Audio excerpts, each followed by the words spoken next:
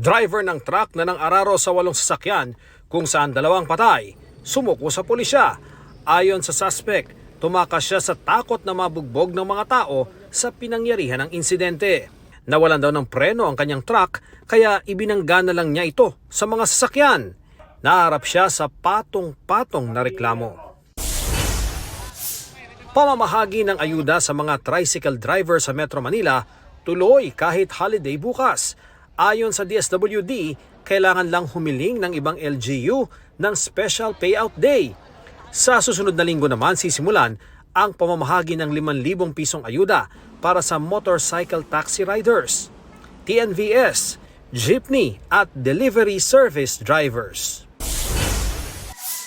Kayo po yung naggumawa nitong affidavit? Blos po. Blos. Opo. Kayo po ba si Attorney Manuel Aboyo Rodriguez? Hindi po. On behalf na po ako. On behalf. Nagpanggap umanong sekretary ng abogado at pumepeke ng pirma para magnotaryo, bistado.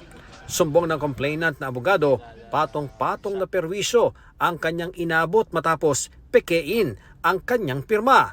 Giit naman ang suspect, akala niya legit ang kanilang non-appearance notary public na pinopromote pa niya sa social media. Naharap siya sa mga asunto. Ian Cruz nagbabalita para sa GMA Integrated News.